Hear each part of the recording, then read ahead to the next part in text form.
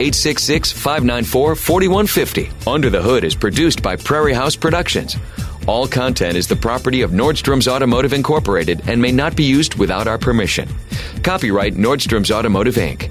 Now, let's go under the hood with the Nordstrom's Motor Medics. Welcome to the Under the Hood Show. We are glad to have you with us. Russ Evans is here to answer your automotive questions. Thanks for joining us under the hood. Shannon Nordstrom is not here this week. I'm Chris Carter. I am here. 866-594-4150. That's the number to reach us here at the Under the Hood Show. We've got a couple calls coming in, so let's go right to the phones because we want to get as many calls in as we can. This is a great day to call because without one person, there's always more room.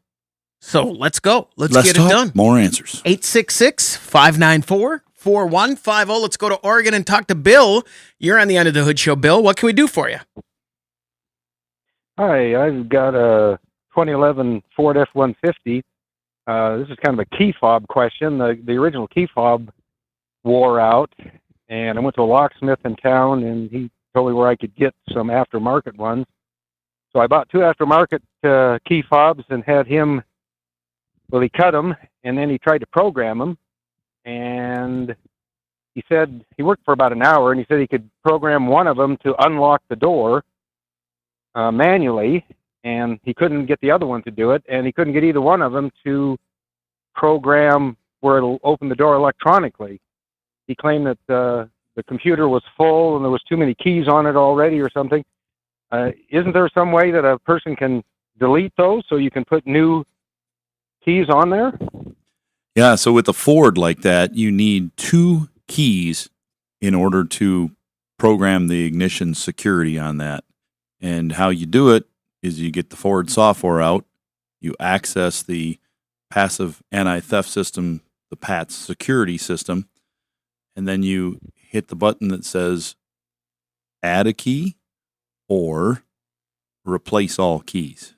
You want to hit the replace all keys button. It will erase everything in there, because if you lost one or you think someone else may have had one of the, I think it's 14 keys available for the car, you sure don't want somebody to have access. So I always hit the erase all keys. I take those two new keys and I program them to the car. Or if a customer comes in and says, I have these 8 keys that work my vehicle and I want to add one. All right, well, give me all the keys you have in your possession and I'm going to erase everything else and I'm going to start over. And then I'm going to program it. If you've got correct keys, I've never had a problem programming a key fob to a Ford vehicle like that. It should work, but it sounds like if he's telling you that it's full and he can't add anymore, they've got the wrong kind of software. They're not using the Ford software, which allows you to erase all the keys, because then he wouldn't have to tell you that, because he just push the button and erase it. You'd be good to go. You could do that with the Alltel scanner as well if you're accessed on that security system. But some of the locksmiths do just add them a different way, and when they add a key, yeah, if it was already full, they're going to have some trouble. I see. So probably maybe go to a Ford dealer to have that done, maybe, huh? If you go to a Ford dealer and you've got two keys, they should be able to program it, because that's the only way the Ford dealer is going to do it. They're going to go in there, they're going to hit the erase button, they're going to ask you, do you have all the keys with you that you want to program? And you say, yes, here they are, and they will erase everything and program everything into that vehicle. As long as they're good working keys and they turn it like it's supposed to, you should be fine. Does that help you out there, Bill? It sure did. Thanks a lot, guys. Thanks very much for the call. Would you, now, if I went to the Ford dealer with this problem, if I were Bill, I went and I had my 2 keys in my pocket or my 1 key, and they said, all right, you have all the keys because we're going to erase them all. Mm-hmm.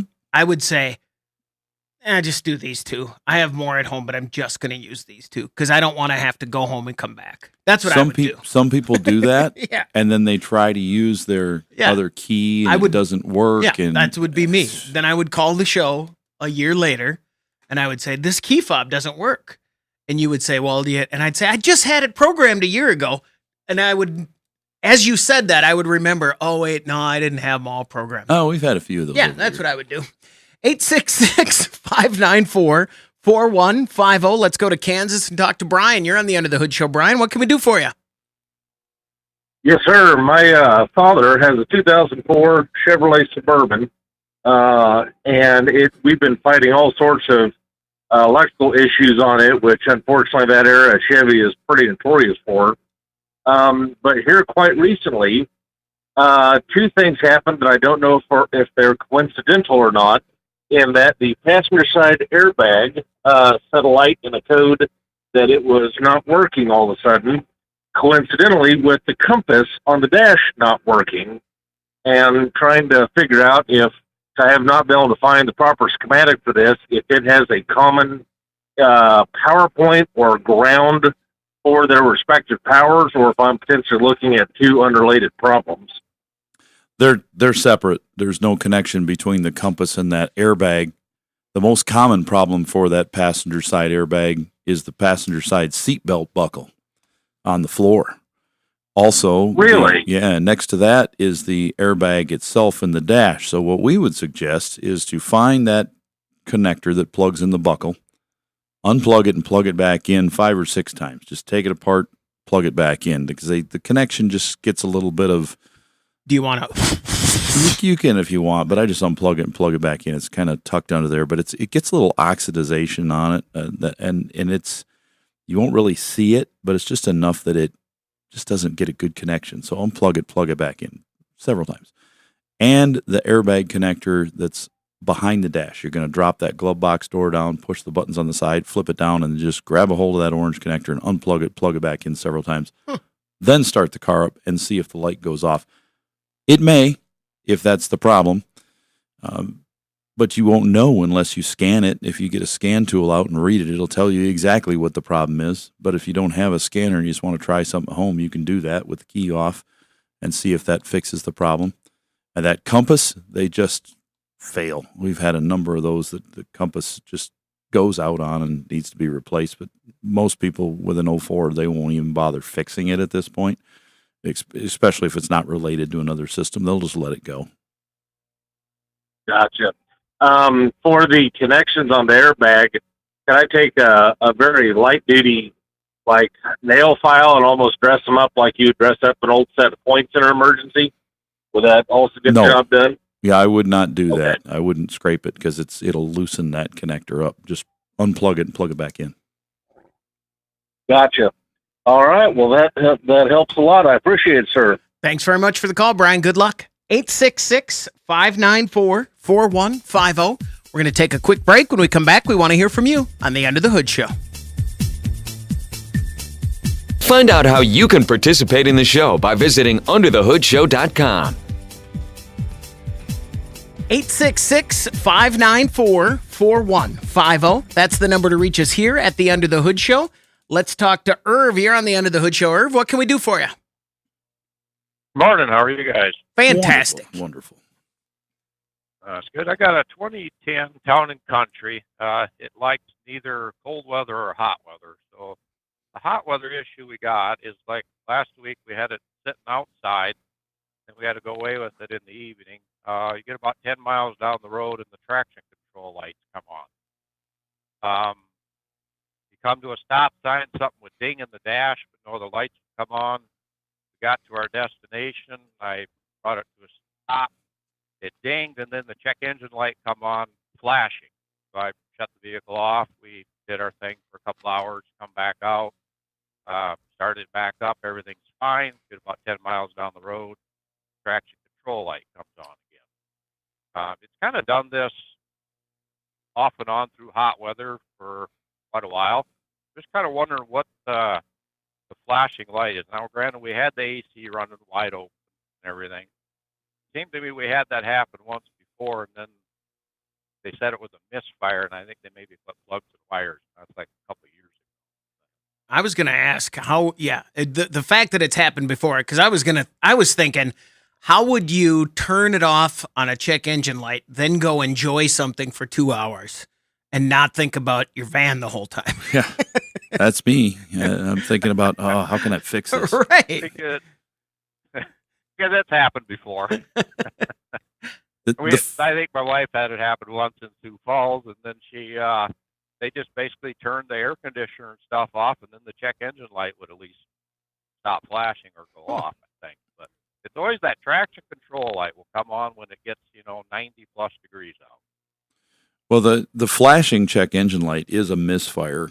It only does that when it's misfiring, but it could misfire if you have a traction control issue, because that traction control reduces power, reduces the torque on the engine in order to give you better traction if it's slipping, because it wants to cut back on that throttle. So that can be a problem there. So it might be one and the same, what you've got going on. Little check-in's going to need to be done there to find out why that traction control is activating, what wheel it thinks is slipping as you're trying to accelerate. And it's possible that you've got a bad wheel speed sensor on one of the front wheels, probably. We've actually had them all replaced. Since this has been doing this? I don't know, for a long time. Yeah, I mean, we've had this issue with the traction control light for a long time. We only ever had the check engine light do it like one time before. We had it checked out, and I think they did plugs and wires. They said it was misfire, and they figured with AC and everything running, it was, pulling hard, in-town driving, low speed, yada, yada. Now, another thing, and I don't know if it'd be related, it has a bit of a howl to it, like if you put too grippy of a tire on. And it started it sometime after we had put new tires on, so it's not the tire. And it's done this for quite a while, too. I mean, I've done some brake work on it, thinking, maybe that will help. We replaced all the wheel bearings in it, and I think with the wheel bearings, that also replaces your sensors, because they said, that should fix your traction control lights coming on, and it did for a while, but hot weather always seems to bring it back. The only thing, you can accelerate on it, brake on it. The howl does not change. Just faster the wheel turns, the increase the howl. It's just like a tire. It's grippy. You're going to have to find out what that is, because it's very possible you put wheel bearings on it, fixed it, and the wheel bearing's bad again, and that's what your problem is with it, because you shouldn't have that noise. But along with the wheel speed sensor, you've got the bearing and the tone ring in there, and you've got the wiring from each wheel running from the wheel up past the strut to the body, and those wires break all the time. I know Dorman Products sells little short harnesses to plug into that sensor and run up, because they break so often. So, I've seen wheel bearings go on a vehicle and be bad in a day, a week, a month, a year, and I've seen them go on there and never fail again. They've got a couple 100,000 miles, and they've gone for a very long time, although the first one's only made it maybe 50, 60,000 miles. So if you got a noise is always a good tell, if the tires look nice, that you got something going on with the bearing. And if you have a bearing problem, it'll definitely cause an ABS problem. And he has a tone, but that doesn't mean it's the tone ring. That, as soon as you said tone ring, I was like, he's getting a tone. He's getting a tone, perfect, a roar. Or terrible. Yeah, you got to find that. I would start by addressing the noise that you can definitely hear first. If you were to scan it while it's being driven during the problem, a good tech should be able to see what's going on, what the readings are from each wheel. But it got to do it when it's hot. The lights will never come on except under certain circumstances. Now, talking about the wheel bearing, if the wheel bearing is bad, would it not continue to get worse? Not necessarily, because if you've got one that's bad, you just put it on. And it's probably done this for a year or two. If you put one on and it was just a little too tight or something was strange about it when it was put on, it could make noise and stay at a certain tone for a very long time. And then when it starts to fail, like when the bearing is going on, it could get worse. I've seen weird things happen with those, but typically when you start to hear a wheel bearing noise, it will progressively get worse as you go, or you'll get used to the noise and then you won't notice it. And the mechanic will say, "Whoa, how long's that been out?" It sounds like an airplane taking off in the cab. So how do you go about finding which wheel bearing is bad? Well, you drive down the road and have people listen. You say, "Hey, the passenger, can you hear that?" If they can't, you can hear it. It's probably on your side, but we will, a lot of times. That in all the different positions, and it's like it sounds the same no matter where I sit. Yep. So what you have to do is if you raise it up in the air unless the bearing's really bad, you're not going to feel it turning it or listen with a stethoscope because you've got no load on the wheel. So we have a thing called a chassis ear, which is microphones that go on multiple locations on the vehicle, and we connect them at each wheel bearing, at the differentials, the axle areas, everything, and then we drive it, and we change our switch and listen to each position and see which one is loudest. And then usually if we find it, let's say the left front, we find that we remove the bearing. Once the bearing is out in our hand and we spin it, we can usually feel it, but sometimes we won't feel it on the vehicle in the air. And this is, well, I'll say this, Irv, this has happened to me. There are times, does it make a difference? Like I've had times where there's a noise coming from the front or the rear or whatever. And then once I get you or Jake in the car, you guys are like, oh, no, that's not coming from your front left. It's coming from over here or whatever. So that, is it one of those things where your trained ears might hear something different than Irv's? Well, we're used to it. Yeah. So we can tell the difference between them. And there's been many times where we've thought it was one side. And what'll happen a lot of times, Chris, is that we'll hear the left front really loud, and I'll say, your right front's bad too. No, all I hear is the left front. All right, we'll put that on. Yeah. We put that on, and it was so loud that the right is noisy. Right, yeah. It just was only maybe a third of the noise. But it's like the noise is still there. But did it change? Yeah, it's a lot quieter. Yeah. It's on the other side. That's kind of what happened in our first wheel bearing set. It took them like 3 tries to get the right bearing. And I said, well, you just will do the 4th one too. So we got all new on. Yeah. It just depends. There's a huge difference in quality on wheel bearings. You can, one store will have one wheel bearing they sell that might be $89, and then their good wheel bearing might be $300. There is a huge difference in wheel bearings out there, and you'll see a lot of shops that'll sell the expensive bearing and give you the cheap one, which is not a good thing. Some people have summer cars. Irv, you just might have a fall and spring van. There you go. Yeah, that's kind of what I'm thinking too, and it also has to be kept inside. Can't get it wet. Yeah. Because it don't like cold weather either. Well, does this get you going in the right direction? Converter. Yeah, so you think the ABS and the flashing check engine could be related? They might be related. You would know that if you had a scan tool on it and drove it while it's happening, because it would say traction is active and it's blinking. If it's not active, or if you pulled the fuse out to diagnose it and you're driving it, I mean, that's one thing we would do. We'd drive the vehicle and say, oh, it's 98 degrees. The check engine light's flashing, and I got a problem with the traction. I'm going to pull the fuses out of the traction, drive it again for a test, and see if the problem goes away. Then I'm going to put it back in. If it comes back again, I say, well, there's my problem. I got a traction control issue I got to fix. Oh, so you're saying if you pull the fuse, that the check engine light should stop flashing if it's the traction control issue. That is a test, and then I'd put them back in. Okay. Yeah. So if I pull the fuse and the check engine light were to keep flashing, then it's an unrelated. Correct. It's not related to the traction control. Okay. Well, that makes sense. All right. We'll talk to you in January, Irv, when you get to the winter problem on your van. Good luck. 866-594-4150. We got just a minute here before we take the break. What's caught your attention? We'll talk to Kent here in a minute. Oh, I had people calling me last week. We talked about that 102,000 Toyota engines being recalled. Uh-huh.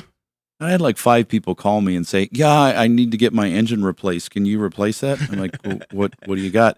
Well, I heard you talking about the Toyota recall, and they're going to replace everybody's engine. I said, well, no, 100,000 engines are definitely not everybody's engine, and it's only one specific one. And every single one of them was somebody with like an older vehicle, like 8-9 years old. I said, well, my engine's bad. Won't they replace it?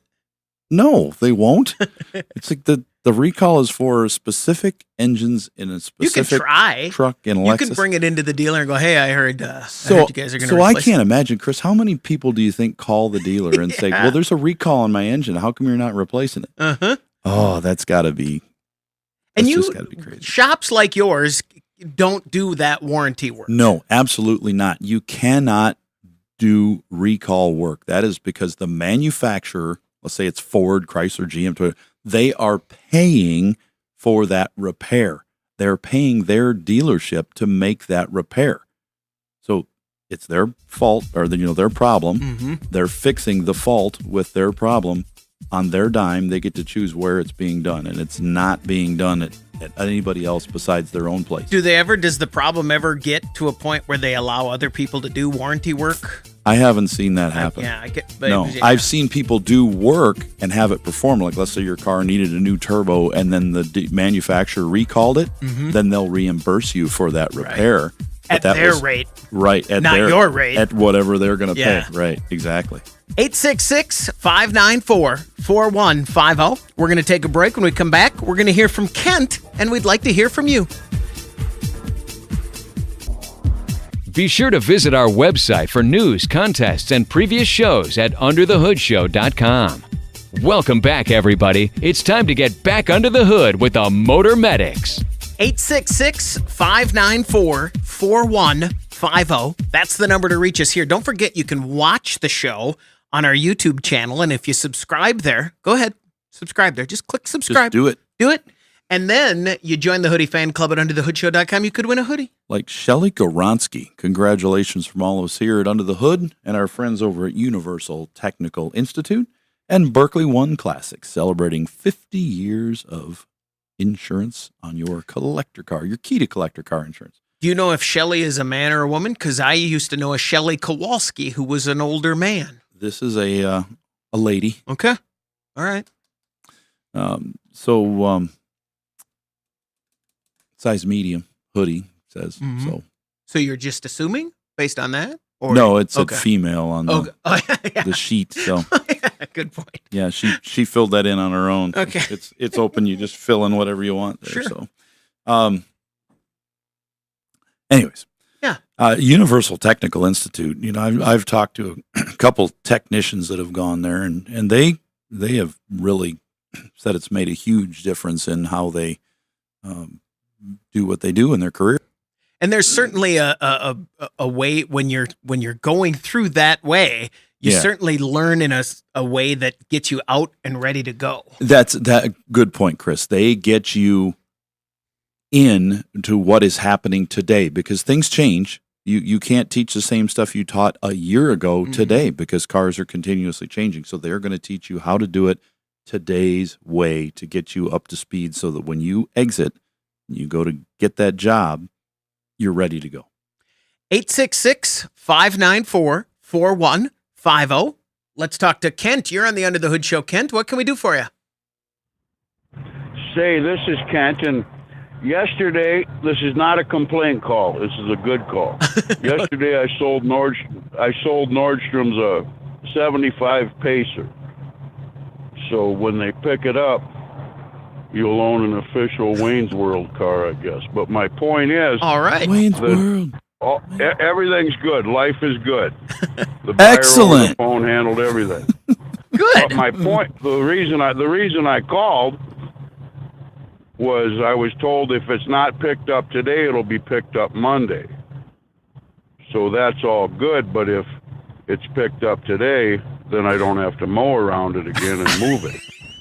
So we'll put and that's an important point because I already moved it 4 times, and the last time I moved it, I seen a gardener snake in it. So it's got to be moved. It's got to be picked up. All right, we'll pass your info along. Make sure show car that Under the Hood show car right there. There you go. You could drive a Pacer, Chris. Yeah. We could pop that engine out. We could pull that 6-cylinder out. We could drop in an LS. You'd look cool driving around the bubble car. My ideas now are a C8 E-Ray. Yeah. Or a 75 Pacer. Either one I'll be happy with. A bubble car. I mean, if I get a choice, I mean, I know which one I'm picking, but you know. The Pacer? I don't know. Trade your Solstice in there for we a go. Pacer. I'll trade it. Anybody want to trade a C8 for my Pontiac? I'm in. It had a small fire. 866. Don't say that. Don't say that about the C8. Yeah, I don't the want C8 you, had a small fire. We'll trade that. I don't want you to say anything bad about my car accidentally while I'm trying to get rid of it. No, your car would be great, but the only person trading a C8 is one that had a fire. Good point.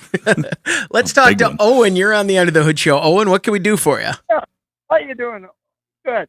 I got a 17 Subaru Forester, just in the last, I don't know, 3-4 months, and it the horn doesn't beep, but when I come in, lock it up for the evening, beep beep. I hit the throb or whatever you call it, and it honks at you. And sometimes just sitting in the driveway, you can if you're sitting in it, you turn just right, it'll honk. But when you're going down the road, it will not honk.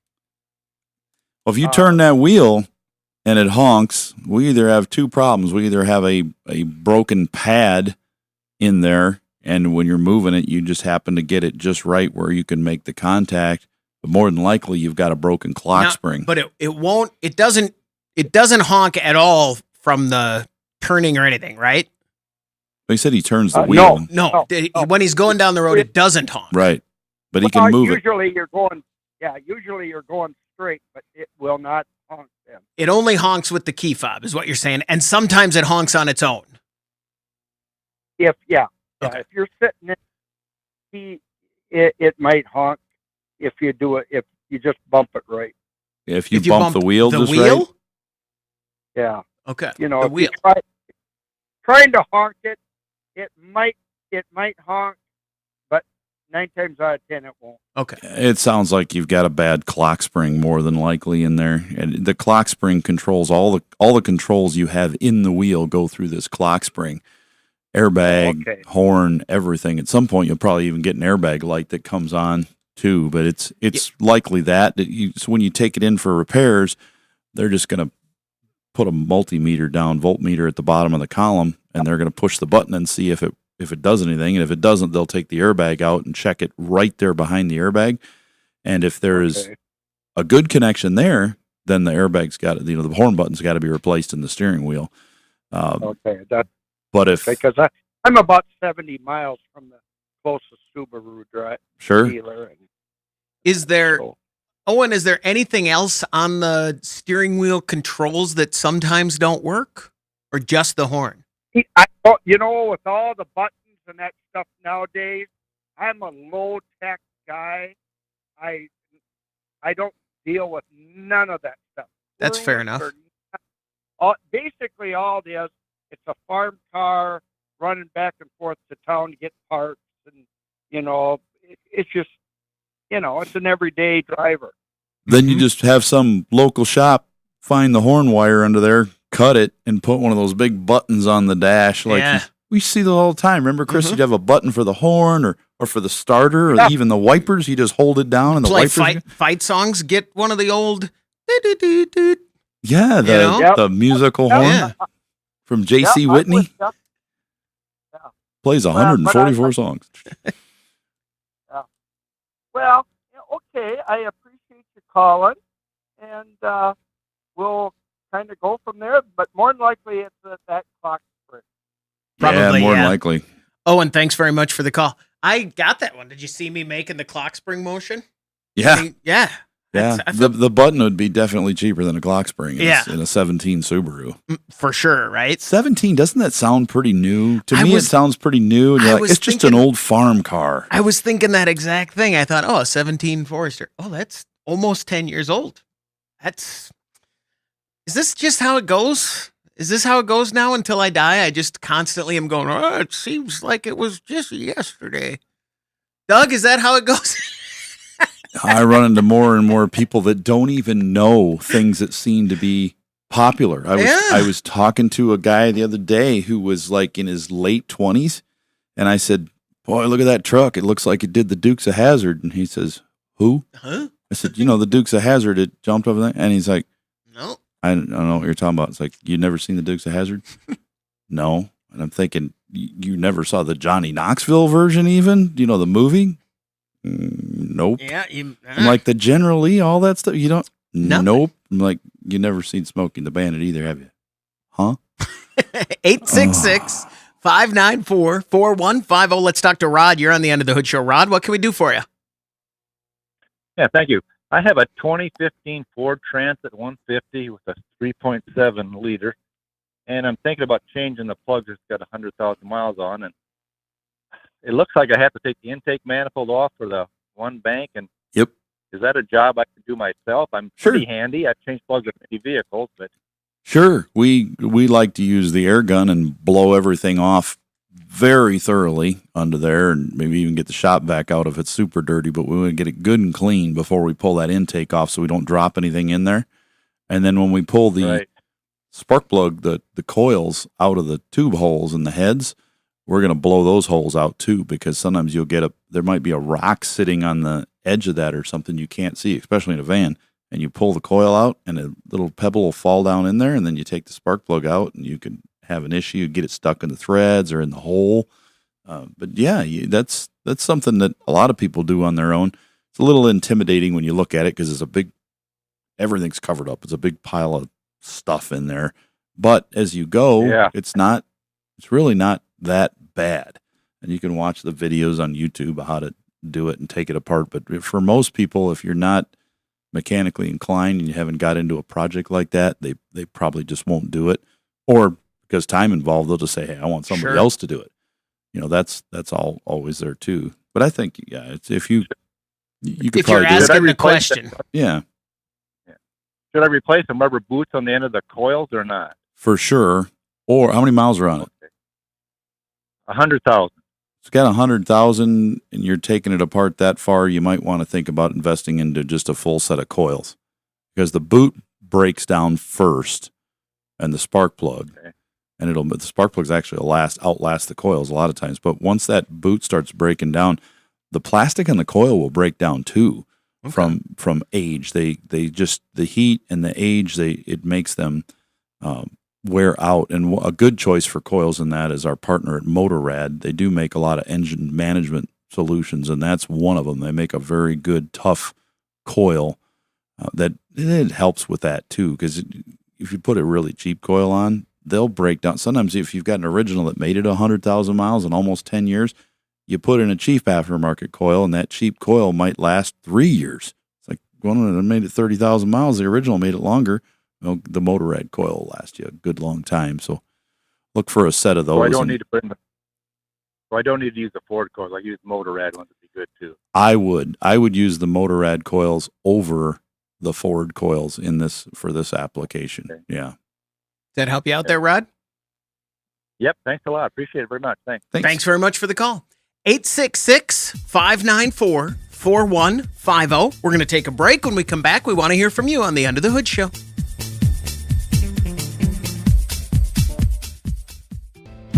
Prepare to learn something. You're going under the hood. 866-594-4150. That's the number to reach us here at the Under the Hood Show. Let's talk to Keith. You're on the Under the Hood Show. Keith, what can we do for you? Good morning, gentlemen.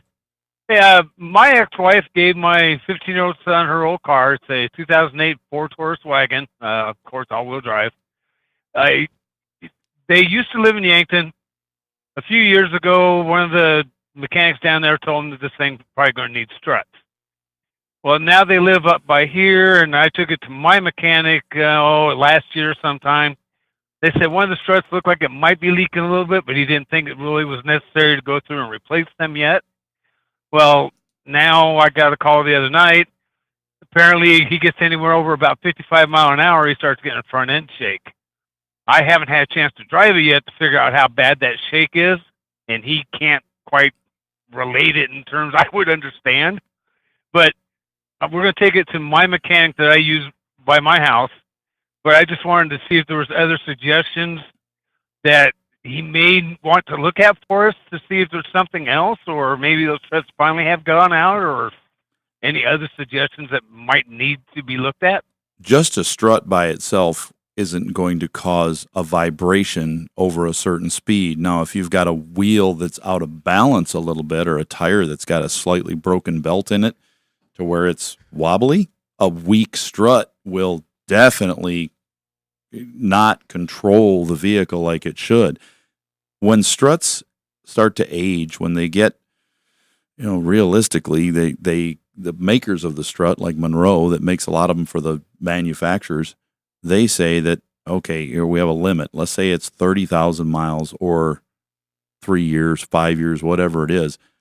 That's when their testing shows that that strut is unable to control a certain amount of bounce in it and will not keep that wheel and tire planted firmly on the road as well as a brand new strut. Now, do 90% of the people on the road that we see coming to our shop not bother with shocks and struts when they could be, let's say, 30 to 40% safer by replacing them? Yes, that's what they do. They just think, my car, it seems fine, so I'm not going to put them on there. But if you take an 08 Taurus wagon with brand new tires on it and brand new brakes, and it runs and drives well, and it's got 100,000 miles, and you've got one with 100,000 miles with the original struts that look fine, and then you go drive an identical car that they just put a full set of brand new struts on, and you drive both of them, you're going to go, whoa, that's night and day difference. Now, the one may not Now, this car bounce. has like about 240,000 miles. Well, then you were way past time for struts. But, in the name of saving money, people say, well, if I bounce the bumper once and it doesn't bounce like 3 times, if it bounces more than just one down and up when you bounce it several times, that strut is bad. But if you shake it and then let it go and it just stops in like a half to one stroke there, then the strut is still holding, but it's definitely not as strong as a new one because you've got a container full of gas and some oil, and it's got seals in it, and it just cannot hold for decades. And I want to come back to the bounce thing here quick because we've talked about this before, I think. If I push down on the corner of my car, I push down, it should come up and stop. That's as it. hard and fast as you can, just down and up, and right. like you're. And it should just go down when I push it and come right back up to normal and stop right there.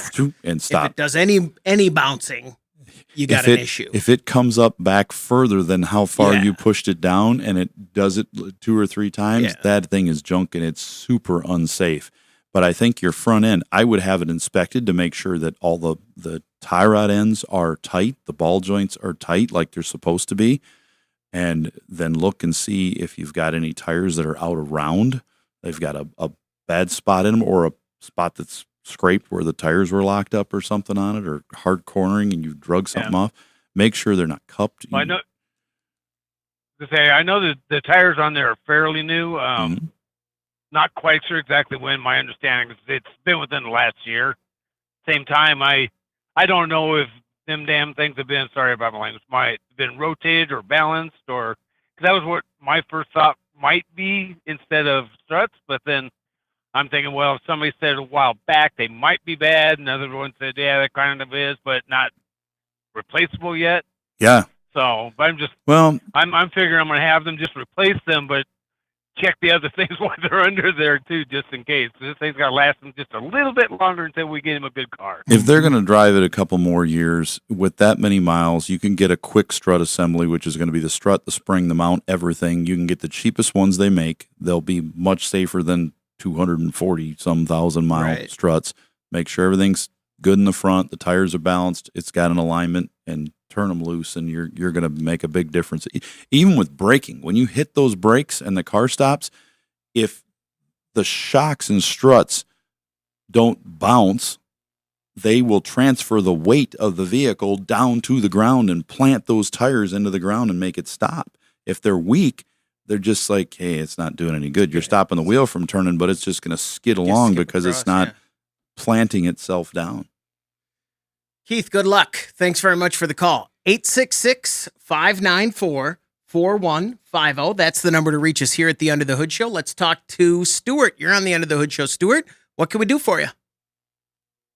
Hi, I got a 2011 Dodge 2500, and the key fob does not want to lock and unlock as well as automatic start.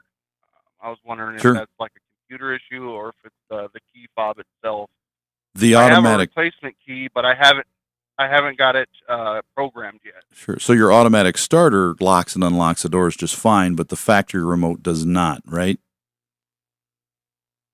None of it works, honestly.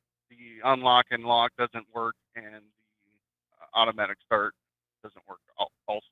Oh, on your factory, I got you on your factory key fob. Yeah, the first step, put a new battery in it. But if that doesn't work, I'd say go with the key fob. They don't have a lot of wireless issues with the vehicle receiver, as long as if your tire pressure sensors are working correctly, it uses the same wireless network for that. And if they're working correctly, more than likely it's just your key fob. Those key fobs being in a pocket, thrown on the counter, people drop them. I just toss mine and they land. That's really hard on those, and they're pretty tough, but they're replaceable. They're cheap. You buy them on eBay or Amazon or whatever for $20 for 2 or 3 or 4 sometimes. Yeah. They're just not made to be super long, like last forever. And the moisture when you're in your pocket, I would start with a new key fob and program it before the old one is, everything's completely dead. And have a spare, but it's more than likely it's just that key fob that's failing. Just that key fob. Okay, yeah, because the original rubber covering on there was tore. And Sure. I'm assuming I dropped it in the snow sometime last year, and it had gotten some kind of moisture in there. It still breathes when putting it into the ignition and whatnot, And that's a different circuit in there than the remote. So I would get one before it fails completely in that ignition too. Stuart, thanks very much for the call. Good luck. That is, I'm going through that right now. It's why I sent you that message. I have replacement key fobs for my car, and they were, I think it was $8 for 2 of them. And now the lock and unlock buttons seem to work just fine, but the roof release does not work that well. Sometimes it does if I press it enough, but the lock and unlock, no problem, and the hood release doesn't work. And that's why I was like, hey, you have the key fob I left at your place, because that one little part of it isn't working. Yeah, if part of it's not working, it's definitely the remote. Yeah. And here's something else new on my car. This is interesting. There is a button in the glove box to unlatch the hood or the roof, and I could never find it. I thought maybe mine didn't have it because it wasn't there, and I would reach over and it wasn't where it said it was. I moved it. And now, without the key fob working, I opened it the other day and the button's right there. You can't always was. You can't miss it. How did that happen? I spent a year going, oh, my button, look, I don't have that button. And now it's right there. There is no way I don't know how I missed it for a year and a half. I don't know. It was really one of those things. I had a moment. I really did have a moment where I went, I wonder if Russ put one in, because you can't miss it. It's right there. But I've looked for it before. It's like a hood latch when you go to unlatch the hood under the dash and you can't find it and you're like, what the heck? Where is it? And then you look and it's right there. It's just sitting there. That'll do it for this hour of the Under the Hood Show. The phone number to reach us, 866-594-4150. The Under the Hood Show is brought to you by Sturtevant's.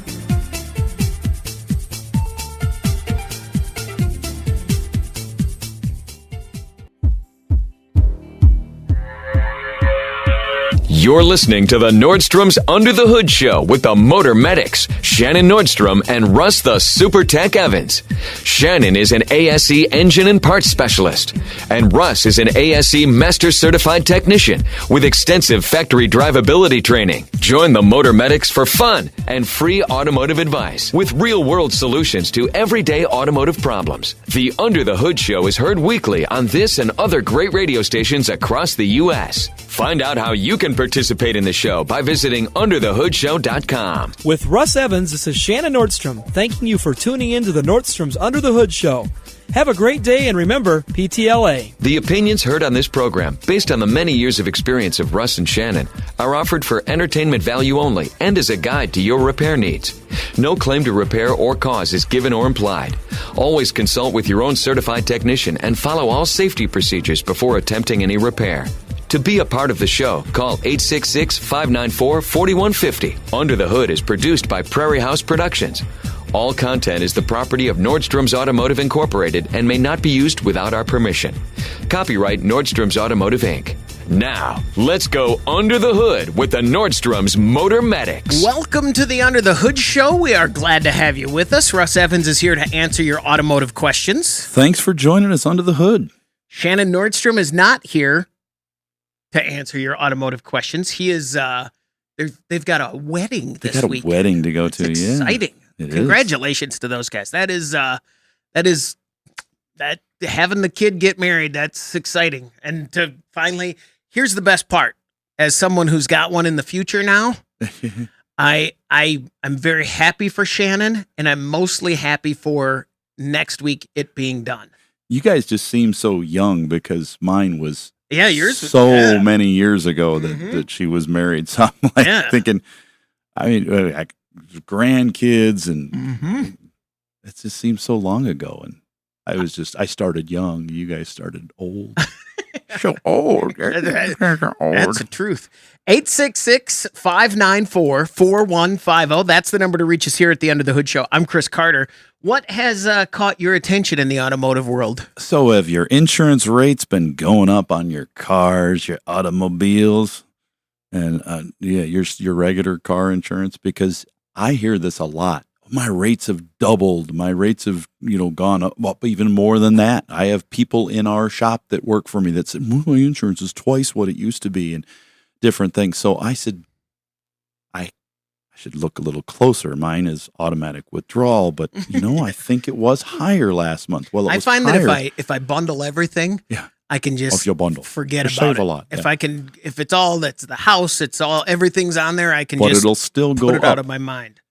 So I asked the question, have my rates gone up? And they said, yes, very slightly because of normal things. So I started checking. I wanted to find out exactly, was it the house? Was it the car? What was it?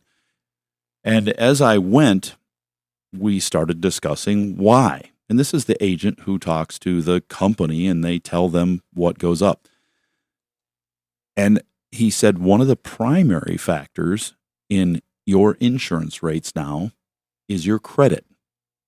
How much credit you're using, how much credit you have used, if you have bad credit, those things. So if you're a young person who doesn't have any bad credit, but you haven't established a lot of good credit, let's say you're 25, 26 years old, maybe you just got married, but you have no credit yet, and you have a perfectly clean driving record, you can pay a lot bigger rate than somebody who, let's say, financed a car when they were 18, got it paid off. Now they have a second car. They're the same age. They have so those things drive it up. Interesting. The other thing that is playing a huge, huge factor now with car insurance costs, probably the second most, is EVs on the road. Okay. So when they look across the board, there is a list of cars and average repair costs by brand. And we've done this on the show before, Chris, with just gasoline internal combustion cars. We say the most expensive average repair car is X model or Y or Z. Usually German. Yeah. Different ones. So, like if you hit an Audi, well, they're really expensive to repair. So if you're a young person and you bump into an Audi with your old beater, well, that's going to be very expensive to fix. The average repair cost on any EV vehicle is tremendous, enormously higher than a gasoline car. And one of the main reasons is you look at the thousands of Teslas out on the road, you don't just take them to your body shop down the street and have them fix it. Typically, they're having to, at least in our area, they have to ship that car 300 miles away on average to another city to be repaired. That's just driven the repair cost up. And then the cost of it. And then when you look at like new GMC trucks with these multi-pro tailgates on them, if somebody is in a parking lot and they back up their pickup truck, just bump it and bump into Crease that gate, yep, we're talking thousands of dollars for a stupid tailgate. Are you kidding me? So they say, well, those cars are on the road, and all these cars out there that are now well over $100,000 to buy. Well, they've made you've tried to save money by driving your old car, but since they've increase. The Since value now is that increased. there's two cars, one's worth Yeah. $5,000, one's worth $100,000. That means Yeah, they've so got to figure out you that middle. you have to be covered to cover the risk of that other vehicle. So the best thing you can do for yourself is to keep your credit as best as you can and avoid accidents. They've also modified things like your speeding rates.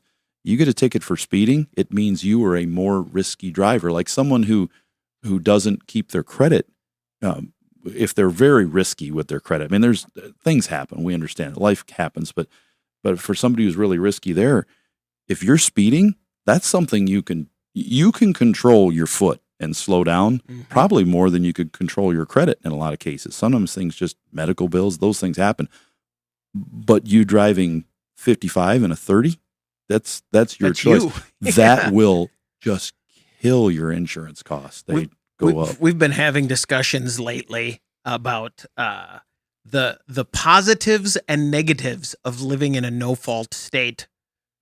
And you can find definite positives and definite negatives depending on your daily situation. It's kind of interesting looking at that, how often that comes up and how it can affect you negatively or positively.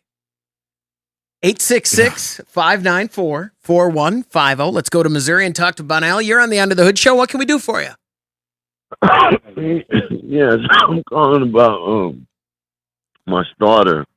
I'm trying to put it on my Chevy Silverado. It's a 2001. All right. Actually, the problem that I'm not understanding is it's a wire that goes to it, and I really think I knocked the wire loose and stuff, and I don't know if I need to replace that wire or not, or what do I do? With Sure. that? Well, let's go. You talking about the small wire that goes to the starter? Yes, sir. Yeah. So that small wire on an 01, it's likely that it's corroded from age, and the end may have broken off trying to get it off the old starter, which is super common. It'll usually just break the terminal off the starter. It's rusted. So what we have to do is when that happens, if it's corroded or loose, or if it broke off in the old starter, we will have to cut that end off and splice in a new piece of wire. We'll go back to an area further back where we can reach it. What do you start with? I mean, like when you're clipping off an end, how far do you go? Sometimes we can do it right at the connector. We'll clip just that part off, and we'll put a heat shrink one end on or a solder one on. We'll seal it up from corrosion with heat shrink, or we'll get a connector that's got the heat shrink built on that you use a little heat gun and heat it up and melt it, and then you're sealed. If it's too bad, we have to go back several inches, and then we just pull that wire out of the loom, unclip it, pull it out to where we can get into the fender well with the tire off or turned so we can get our arms in there and do it. We'll repair it, then put it all back in, tape it up, make sure it's safe, run that wire where it needs to go. But that piece does need to be replaced. That is the kind of the lifeblood of the vehicle, cranking or not. If that wire does not make a good solid connection or gets water in it and corrodes, it's going to leave you stranded like a bad starter down the road at some point. So you want to make sure you get that wire put on correctly. Almost every auto parts store will carry a little pigtail for a starter. They have it for that solenoid wire. They've got that in stock. If it's the big wire that's coming from the battery, you got to replace the whole battery cable. You're not just going to put an end on that. Typically, you're going to replace the whole cable. But the small one, I think it's a purple wire on the GM vehicle, you're going to need to repair that end correctly to bolt it on. Otherwise, it's just, if it feels like it's not making good contact, it probably isn't making good contact. You want to make sure it feels right when you're bolting it on. Yeah. And you want that nut that holds it on snug. You don't want it to fall off, but you don't want it too tight, because if you get it too tight, pinch it'll twist inside the starter, and it can cause problems. So you tighten it up. I usually use just a little tiny wrench, and you can feel when it's snug. You kind of know when it's too tight or too loose. least we do. Thanks very much for the call. Good luck. And I'll say this: I got a heat gun and a packet of shrink. What do you call it? Shrink wrap. Sure. And it's got all different sizes. There must be 10,000 pieces of the shrink rubber. Did you get that from like your brother that works at 3M? Or no, my uncle. No, I uncle. Wish. Because he used to get like duct tape and masking tape. And stuff. Oh yeah. Rolls. But I'll tell you, man, you get the heat shrink and the heater itself. I got cords at home that don't even move. I got everything so shrunk on there. It's do you ever put like great. You put the smallest one on that'll fit, you shrink that down, then you put the next size over it, and then the next size, and the next, and you got like 10 sizes on there, and it's like a brick. I have a pair of headphones where the headphone cable is like a 12 gauge extension cord. That thing doesn't move a muscle. We're gonna take a break. When we come back, we want to hear from you. 866-594-4150. You're listening to the Under the Hood Show. Car feeling ill? Don't want to spread it to your wallet? Call the Motor Medics now for free advice. 866-594-4150. That's the number to reach us here at the Under the Hood Show. Let's talk to Dave. You're on the Under the Hood Show. Dave, what can we do for you? Good morning, guys. How are you doing? Great. Good. See, my daughter has a 2018 Buick Envision. When she rolls up to a stop sign or a stoplight, it goes into, I don't know, limp mode or whatever, where it shuts down. When she wants to start again, it randomly will not go. It'll take maybe 3-4 seconds. It'll kind of shake, and then all of a sudden it'll take off. What could be causing that? Is it you talking about the auto stop when you pull up to the light and it shuts itself off? Yes. Okay, so that you're in auto stop, but then when you go to take off, it doesn't start right up. Correct. Yeah. Correct. So, have you disabled the auto stop and it works fine with when you do that? I have not done that yet. Try that and see if you disable it and it starts every time. Then at least you've got a good diagnosis going on. It helps us there when we're thinking about it. But that sounds to me like you may have a if it's cranking, but it's not starting when it takes off. Well, you mean like the other day she was sitting at a stoplight and she pushed the gas and right away the whole thing just kind of jumped a little bit and then all of a sudden then all of a sudden it took off. Yeah, but just tried to crank and cranked extended before it fired. Yeah, so we see that when you have a fuel pump that's getting weak.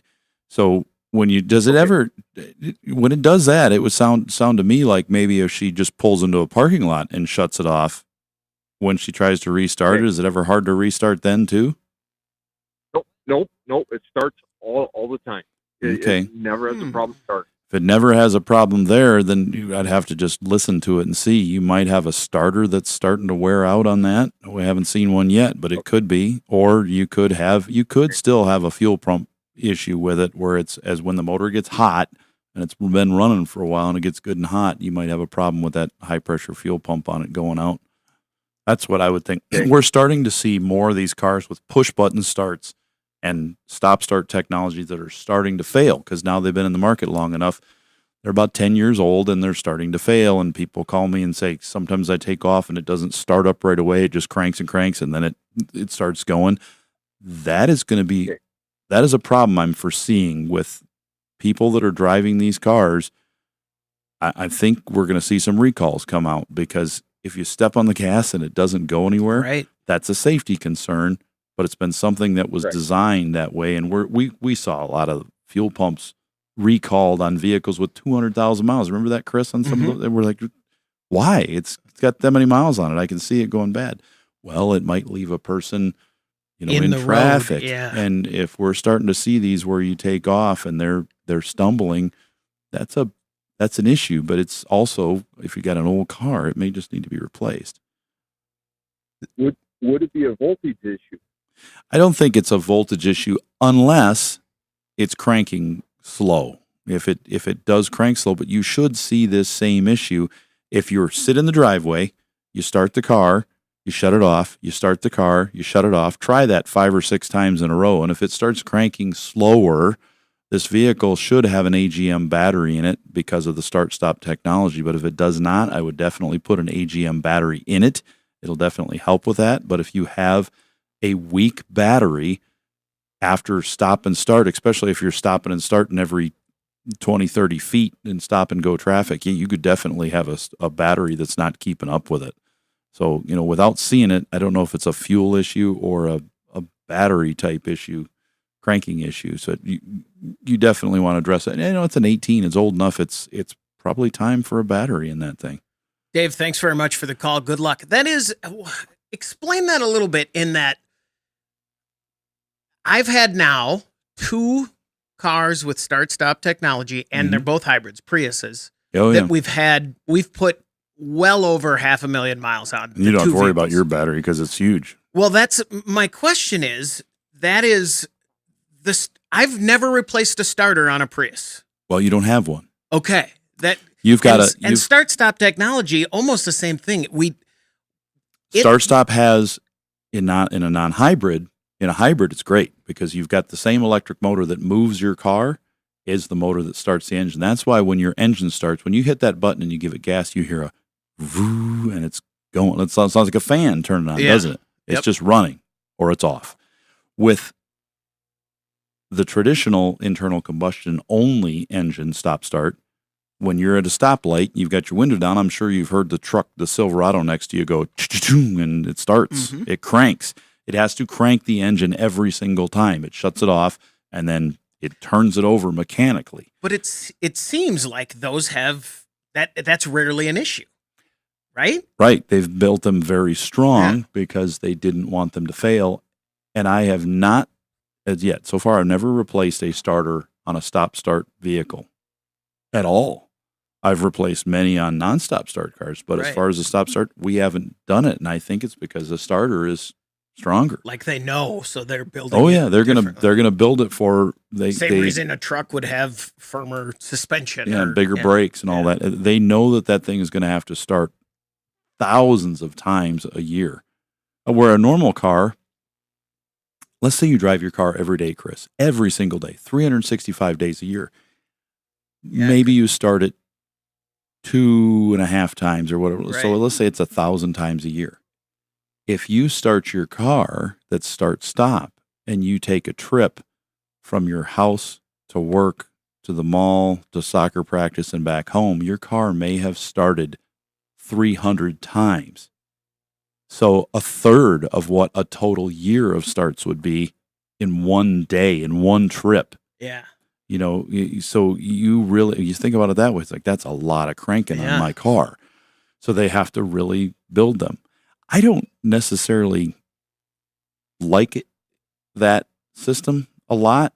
It's made so as soon as you release your foot from the brake, it starts cranking, not when you step on the gas. That way it anticipates my foot is off the brake, it's going on the gas, the car needs to be running at regular power before I try to accelerate because it wants to immediately go. So I'll come up to a stoplight and you only have to lightly release your foot off the brake. You don't have to fully release it. Just lift it up a 1/2 inch, 1/4 inch, and it will crank. But I find myself turning my start-stop off all the time. If I'm going to be in a very long traffic wait for like a traffic jam, I'll leave it on. So just to save the fuel and the fumes coming out that I'm breathing in, I usually have the windows down and that. But if I'm just driving around town normal, I will turn it off because I just don't like to hear that thing cranking all the time. The other thing that is interesting, and Doug, maybe you've had this issue too, producer Doug, we both have Priuses. Prius. Every once in a while, this has happened with both of our Prius, and it about maybe once every 6 months, I hit the start button, and the car rattles and shakes and makes a sound like it is coming apart. And I shut the engine off. That's your stator banging in there. It's and normal. then I push it again, and everything's fine. If a Prius has a misfire, the stator assembly will rattle, and it sounds like a metal exhaust shield on the driver's side, and the whole car will shake. I mean, it feels like it's the last time. That is the car not starting, and it could be a fuel pressure issue too, where every now and then your fuel pump bleeds back to the tank. Whatever. And then it's never an issue for another year. yeah, it'll be fine. But if you've got a car, so many cars have come to us. When I say so many, like 4 ever, but that's a lot. Yeah. They came to us because they said they were told they needed an engine. And I said, no, you need spark plugs. Well, it's rattling. It's rattling because it has a misfire. It needs spark plugs and coils. We put them on. The cars were just fine after that. And we when my car did drop a cylinder that Yep. time, it was the same thing. Yeah, My rattled. son was driving. He thought it was simply the turn it off and start it again. And it was the exact Just needed a same coil. noise, but it was the whole, no, it needed the whole, remember that was when they Yeah. had to take the, coil pack and everything. And But interestingly enough, it was like 4 times what we were going to charge you for it. well, yeah, because it was, but it was the In cylinder, Florida. the whole thing. They had to Yeah. reseat the cylinder and pull out part of it. And, yeah, remember that? No. Yeah, oh, come on. No. Yeah. It wasn't at it. That- No, just the coil and plugs. Wait, we're going to take a break. When we come back, we want to hear from you on the Under the Hood Show.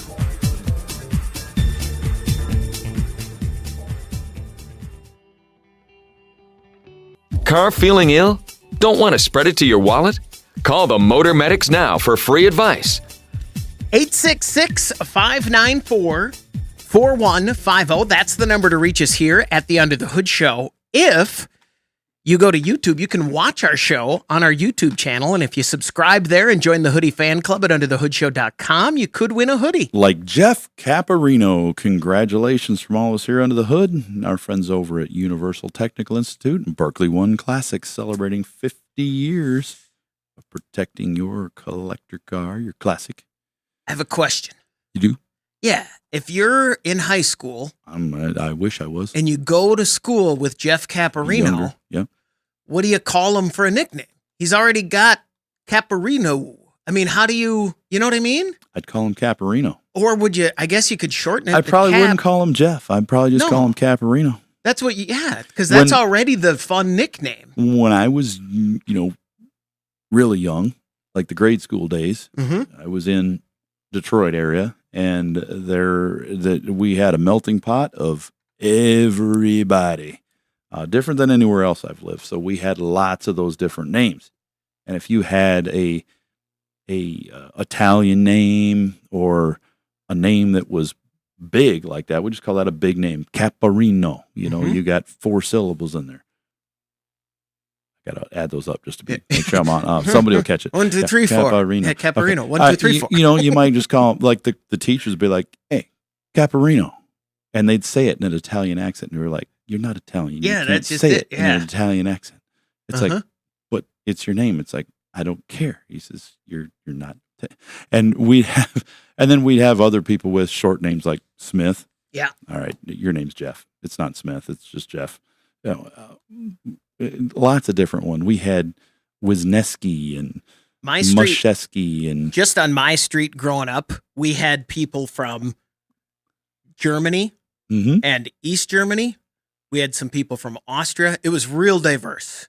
We had people who moved here before we had the the auto war, workers. That's why. after, yeah.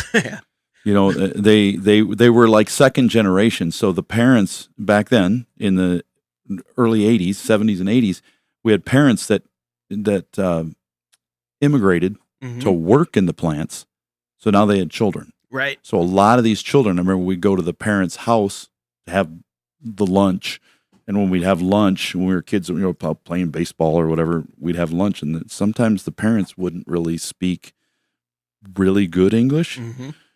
And occasionally the kids would speak their native language, but usually horribly. So they didn't communicate real well with the parents. And it was something. But yeah, but back then you didn't talk to your parents anyway. No, and it was great though growing up in an automotive town and seeing the differences. The people that would like, this is my Ford. No, this is my Chevy, and I'm better than your car was better. And it was so much fun. And we had the argument about which oil was better. Is it Quaker State or are you a Pennzoil person? And that seemed to be all there was in that area. We had a family from Luxembourg too. So we really were out there. Germany, both Liechtenstein. It was real super different. I think I was about 20 when I realized we weren't German because we spoke German and went everywhere that was German. I was like, oh, wait, that's not us? Nope. All right. Norwegian. Well, that's the thing. You hear so many people in our area of the country, they're like, oh, yeah, we're German or we're Norwegian. It's like, can you speak it? No. Can you name a town any of your ancestors are from? Well, no, just the whole place. Ancestry.com, people. It'll help that you. Has changed a lot of things. A lot of people know stuff now that we didn't know. Yeah. You get, good and bad. Yeah, that's for sure. Wait, I'm not German at all, but my dad is. Uh-oh. 866-594-4150. Let's go to California and talk to Andy. You're on the Under the Hood show. Andy, what can we do for you? Well, I wanted to find out why my car radio isn't working, if it's a fuse or what, and I'm not sure what it is. Okay. On a 14 Mustang, what type of radio is in the car? Is it just the AM/FM only? Is it a AM/FM cassette, an AM/FM cassette CD, or just a AM/FM CD satellite? What do you got in there? It's an AM/FM CD. And it is factory, right? It's not an aftermarket. I thought he'd throw that at me. Yep, exactly. It is factory. Okay. Well. Yep, it sure is. Easy fix. Throw it away and get an aftermarket. It's not, so this isn't like a Mach 460 one, is it? One of the fancy ones or a JBL? No. Okay. No, this one is not fancy. I wouldn't call it fancy. Because I would say that, so they made, for the people who don't know, they made some high-end sound systems for the Mustang, and they called it a Mach 460, and it had more amplification to it, more speakers, and it was a pretty nice sounding system in the later model cars like this. And that's one that is a little more difficult to change out speakers and make work with an aftermarket stereo. But in your case, does the radio... Not for people who do it, like... not a stereo shop, but for the do-it-yourselfer trying to just throw a radio in it, not so easy as much. But does the radio do anything? Does it light up when you turn the power on or anything like that? Well, I mean, I can see the time and I can see the temperature display, but the radio just won't play. It won't turn on. Nothing at all. Okay. So pushing the buttons, it's like you're not pushing anything. Exactly. Yeah, exactly, Chris. Well, we know we have the 12-volt backup battery memory power to it, the main keep alive power, because we can see the clock. The switched power that comes from your ignition, we need to verify that we have that power. And there's one fuse for that would be labeled as radio, either in the inside fuse box or under the hood. I can't remember where that one's at. I hadn't had to pull a radio fuse out of one of those in a very long time if I've ever pulled one out in one of those models, but find out if that fuse has power. If it does, then you can pull that radio out of the dash and you can check the power coming into the back of the radio. There's a pink wire and a yellow wire in there. And if I remember right, it was the yellow wire was constant power and the pink wire was the ignition wire. You can get a wiring diagram just to verify it before you go probing wires. But if that has switch power to it, and you have the constant battery power to it, and it still doesn't operate, the radio's got to be replaced. And you could get a good used radio. Car Dash Part will have one in your area you could pick up. You can choose by the distance and get one locally in California and install that. It should be a non-programmable radio, so it should be plug and play in that model car, I believe. So it's just plug it in and it should work, not like a GM or some of the others that are more difficult. Get it programmed to work.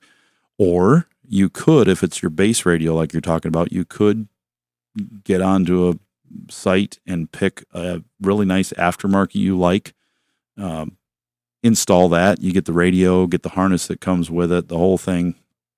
You have to physically connect that harness to the radio with some crimp connectors or wire caps or something, and then plug it all in, and it should operate, and then you can kind of choose the radio you want. You could even get one with you don't have a backup camera on your dash, do you, on the radio? No. Okay, no. Then you don't, good, then you've got that's definitely the basic style. So you could get one with a backup camera in it and put the backup camera in the back of the car and wire that up to the aftermarket radio as well, too, and have that option back there modified.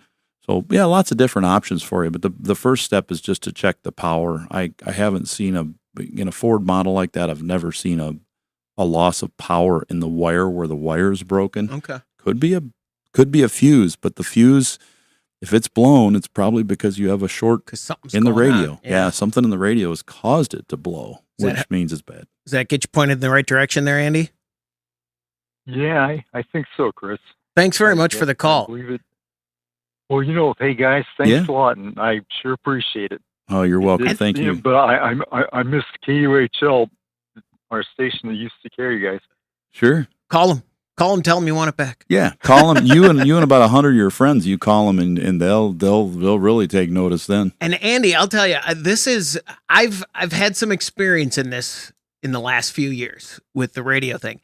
And first of all, Russ, you and I are we are the sweet spot of stereos. Yeah. When we were in kids, stereos were the thing you could put. I mean, it was crazy what you could do and what our friends did. I didn't, but the 80s we had. Yeah, I worked at stereo shops. Yeah, and had the car with I am 4 shocked. 15-inch woofers in the back. I have been continually surprised at how great the stock radios have been on the last few vehicles we've had. Yeah, how much you can get out of such a small. How much better my stock radio is than any of the ones that the kids were putting in high school.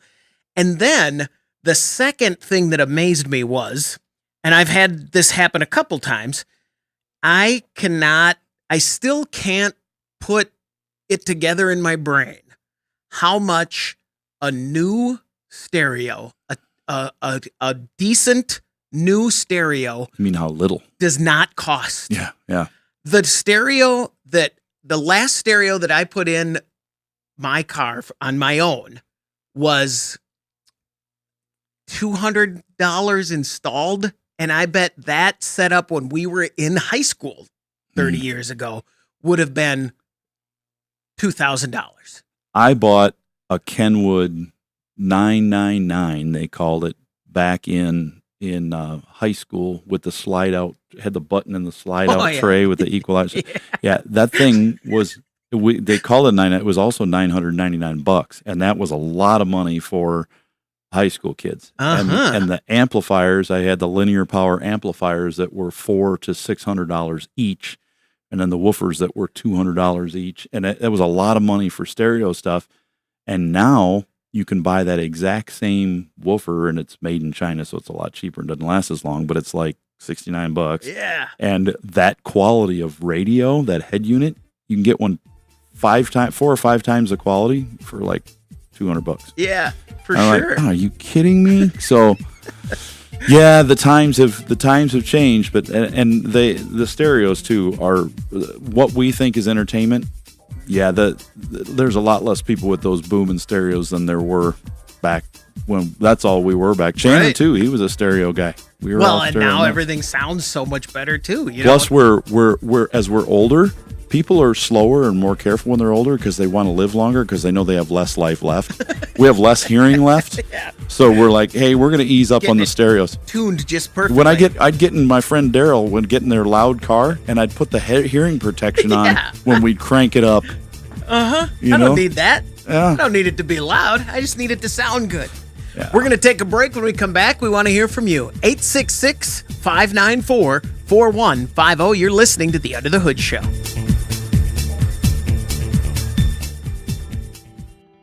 Make a radio appointment each week to hear the Nordstrom's Under the Hood Show. 866-594-4150. That's the number to reach us.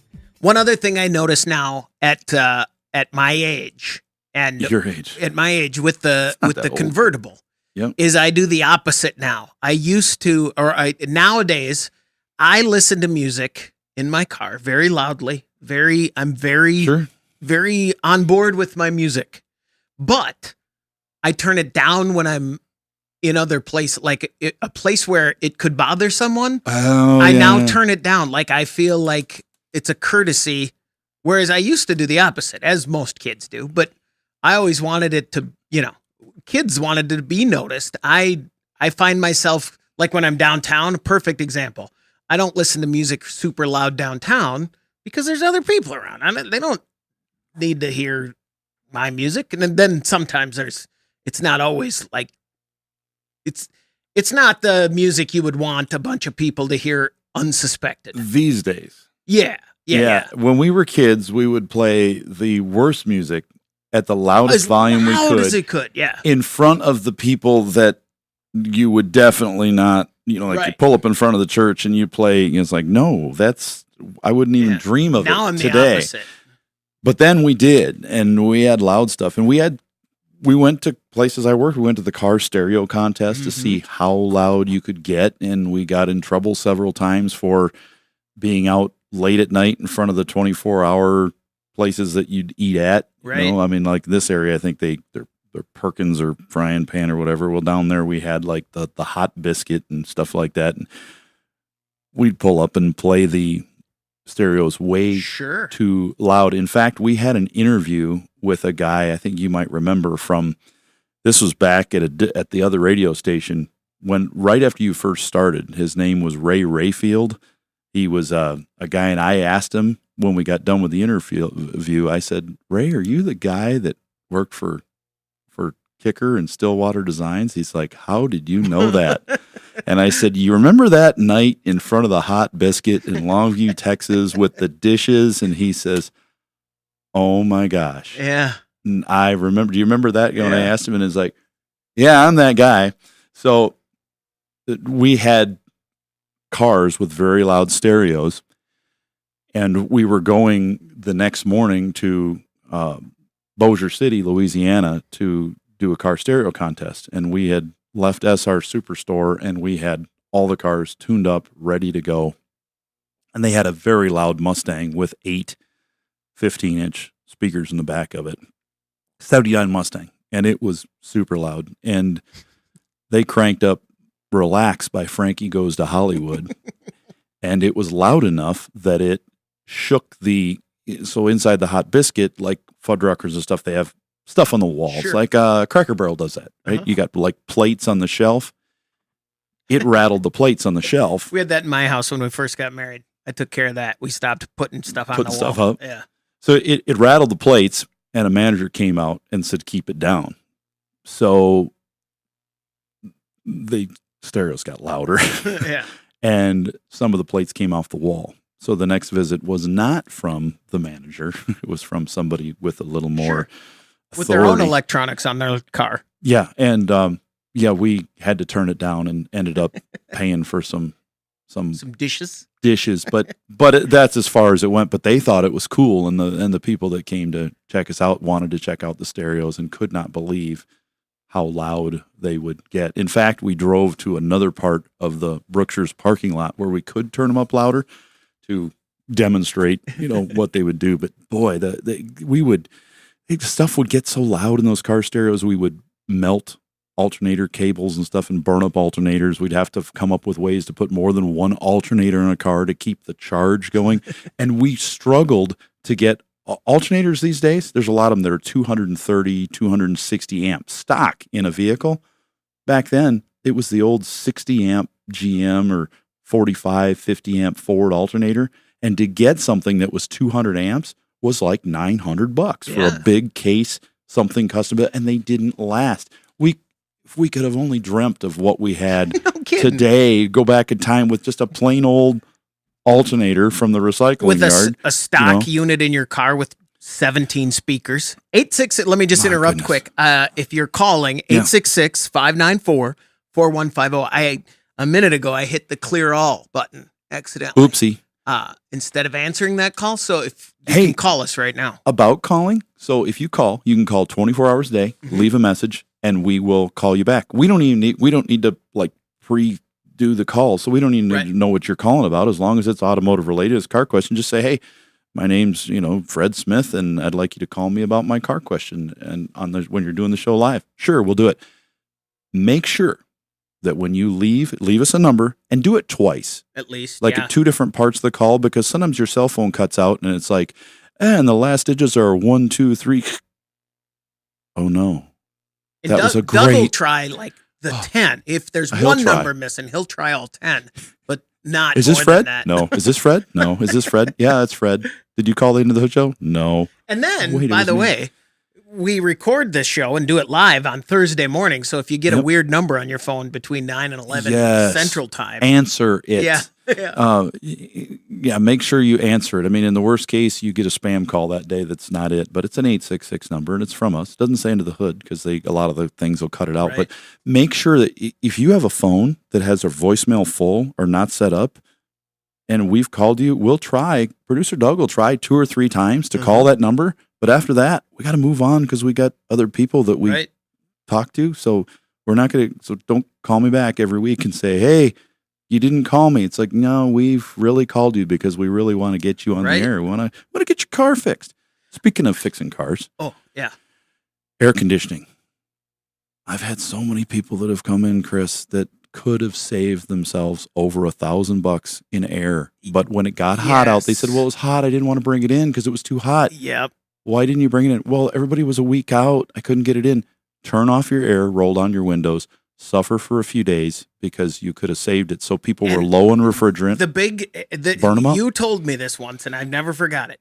If your air doesn't work when you turn it up high, don't just turn it down low and leave it. Yeah. Right? That's because it works better because it doesn't cool as fast, but if I put it on 1 or 2, it eventually works. That means that's it's bad. Probably low on refrigerant, which is low on oil, and that will burn up the system. So they were driving around with leaks, and it's worse in these cars with the 1234, the 1234 YF refrigerant. They'll leak out a much smaller hole. So you've got to maintain them. Those actually now are ones that we're finding a lot of them. They're recommending maintenance at 4 years on them. Okay. New fill valves and a recharge to keep them from leaking and being very expensive to fix. So make sure if you're having any problem with your air, make sure to get it. Don't wait as soon as you can. Don't. If you knew about it last October, don't be fixing it next. And just May sweat it or out June. as long as you have to before you, because it's going to cost you. Let's go to Michigan and talk to James. James, you're on the Under the Hood show. What can we do for you? I love the show, by the way. Thanks. Thank you. Got a 17 Traverse, and then a couple of years ago, I received a letter from the government or whatever about the airbag in that Traverse is faulty, and nothing's been done. Nothing else has taken place. I know you've talked about this before, but I didn't do anything about it. Who do I contact? What do I do to find out what to do? If you ever get an airbag recall, contact the dealer, and if they say the parts are not in yet, repeatedly contact them. I mean, not every day, but like once a month, every 2 weeks at least, and then they will pass that on to the manufacturer, who will continuously hound the manufacturer, which is typically Takata, what we've seen in a lot of these recalls. But you got to make sure that once it's available, you get that recall done in your vehicle. Don't wait. And if you just passed it up and didn't get it done, then definitely call them now and see if you can get it, because there's been quite a few of those recalls. The parts have come in and then they weren't available. Right. Then they came in. That's why you need to keep calling them. Recalled. Yeah. James, I can say this with pretty good confidence. When you call them, they will know what to do. This isn't going to be a surprise to anybody. No, when they'll you know call. what to do, and they want to help you. They want this airbag to work in your car and be safe if it ever does go off. And they've been dealing with this and with cars like yours for years doing this. So there you go. James, thanks very much for the call. That'll do it for the Under the Hood Show. Until next time, you can find us at underthehoodshow.com. The Under the Hood Show is brought to you by Sturtevant's. Thanks for listening.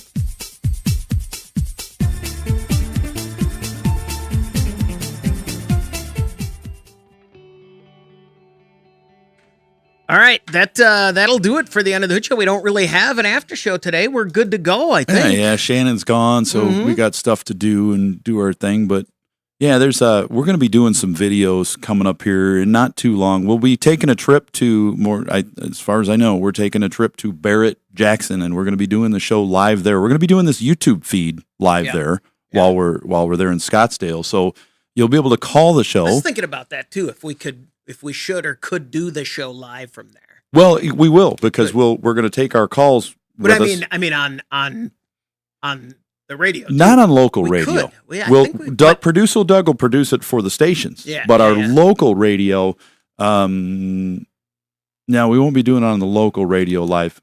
Although I think I can. As long as we don't lose our internet connection, we can. Russ, I have said to myself, since this came up, I've said to myself, You've always wanted to do it. No, but I've said 10 times, we won't do the show live, but we could. But we won't. Yeah. But we could. I think if we But don't do it would be too much work. But we could. If we don't do the local show live, it frees us up for more things. Like we don't have to take breaks on YouTube. Right. We don't have to take any breaks. Yeah. We just roll it, do it. Because this show on YouTube might be and it's going to be at least an hour and a half, but it might be a 5 or 7 or 8 hour show. We don't know. We're just going to roll with it, and we'll take part of it to go to our 2-hour national show. But that podcast, well, we might have content forever, it seems, because we just don't know what's going to happen. We're going to interview people at Barrett-Jackson. We're going to talk to our partner at Berkeley One Classics. We're going to go around, and once we're done with whatever we do, and we typically, or we really won't be done, we're going to carry our equipment with us, and we're going to go check out cars, and we're going to talk to people about their cars and what you do at Barrett-Jackson, the cool stuff. So we'll be live for a while. And our goal with this is to find that show car for me, right? I mean, that's why we're going to Barrett-Jackson. You're going to bring your money. You're going to clean out your 401k, your bank account. You're going to get your wife really pissed off, and you're going to take every dime you've ever made. By the way, now you said when we talked about it, you said to me, there's stuff at that Barrett-Jackson auction that's not on the show. Yes, non-mainstream stuff. It's not on TV, but they have the day before and then after usually. Regular? Yeah. You could find, there's a lot of beautiful cars like your car, your Solstice. Cars like that will sell and be bought there. And they have a better commission rate because they are not like across the stage $500,000 car. I told my wife this. She did not think that was a great idea. Probably not. No. She understood, and because I was like, well, no, you don't understand. There's different, and she was like, yeah, I understand. I understand it perfectly. You're not buying another car. We don't need one. We've already got one sitting at storage at Russ's place, and we've got 2 in the driveway. Offer to drive one back. That's really all you want to do. Just do that. You're right. Maybe drive Shannon's car back if it doesn't sell. I'll drive mine. I don't know if he's going to drive mine down and bring that one to sell. You could. You probably. Yeah, I don't. In that part of the auction, you're probably not going to get what you want for it. But you might. It's negotiable now. You just never know what you're going to get. They have, but they had some great stuff. When I was down there, I was down there in February. 5 years ago? It was 18, I think, 17 or 18, just before COVID, and there were a dozen Trans Am, 79 through 81 T-top Trans Ams that were good running cars. Some of them had high-rise intakes and no hood and a bunch of performance parts. Other ones were pretty stock, and they were nice drivers, a few door dings, stuff like that. And they were like anywhere from $7,000 to $12,000, $15,000. Really nice looking cars. Diane, you listening? And then right up the block at the same place, there were the $70 to $80, $90, $100,000 Trans Ams, which were basically the same car, but just a lot cleaner. Right. It's like, I don't want to drive one of those on the road every day and beat it up. It's going to go in a garage and have people go, oh, look, you got one of those. No, I want the one I can drive every day. And there was some great stuff. They had some older Camaros, like 60s Camaros and early 70s Camaros in that $10,000, $12,000 range. It's like they are out there. Just because you see them at Barrett-Jackson for $100,000 to $400,000 doesn't mean every one of them is worth that. And just so you know, this has come up before. If you see a car on Barrett-Jackson and you have a 78 Trans Am, it doesn't mean your Trans Am is worth $85,000. It's not worth that. Not worth that. I wonder how many times auction shows like that, like the Barrett-Jackson televised, has really ruined a deal for someone. Well, yeah, because they think their car is worth that much, or I've got it in my barn. It's a barn find. It's worth millions of dollars. No, it's not. The barn finds that are worth $1 million are the find part is they're already worth that. Yeah. It's the finding them that is unique. It's not just any car that's been in the barn. You'll know it if you go type your VIN in and you look up your car and you see and you look at it and say, okay, I've got this, let's just say it's a Mustang or a Camaro, and you look it up and say, they only made 3 of this performance package of this car. At that point, then you call like the Mustang Club or the Camaro Club and you say, I have this number car. Here's the VIN number. Here's the option code. I'll email you a picture. You tell me if it's something special. Don't say, I think it's worth. Just say, you tell me what you think. Mm-hmm. More than likely, they're going to send you back. No, that's just a plain old car. It's nothing. If it's something special, you will get a knock on the door and then we'll say, we're here to verify this car for you and we'll tell you what it's worth. At that point, then you can jump up for joy that you've got a Barrett Jackson car that's worth a lot of money. And if they say it's worth nothing, I'll give you $3,800. Then you don't want to. If they're giving you $3,800, it's pretty cheap. Are you personally, if we go, are you going to go in with an open mind and maybe bring a car home? No, I don't have anything I need right now. I know, but what if you see? I saw something that I just had to have and the price was right, I would. Yeah, I could bring it home. I mean, if I ran across, let's say I ran across a clone, not an original because it'd be too much, a 68 Shelby GT500 clone that somebody had built, and it was a driver, so it had some door dings so that you could drive it, but it looked, it was a fake, but it looked nice, and it was under $30,000. I'd be like, yeah, I might drive that home. Okay. That would be something I would see as reasonable because it's a car that is practical. You could drive it and have fun with it. I have been told I will not be going with an open mind, so that's So I'm not. I'm just not in the market to buy any extra. I really don't need it. As little as I drive my Model T when I could. I took it out at random. Went to a car show a couple weeks ago. I just looked. It'd been in the garage for 4 years. The battery had not even been charged. The fuel tank is full of E85. And people said, that stuff's junk and it's going to rot your carburetor. Well, you know what? It sat there for 4 years. I connected the battery, which hadn't even been charged in 4 years, stepped on the starter, and it fired right up. And I drove it down there with the old fuel in it, which didn't smell bad. And it ran just fine. It cranked a little slow, but it started. Did you wash it? Or was it covered? Because it looked great. It wasn't covered, and I didn't wash it, but I did wipe it off. Okay. It had a little bit of dust in a few spots. California duster it?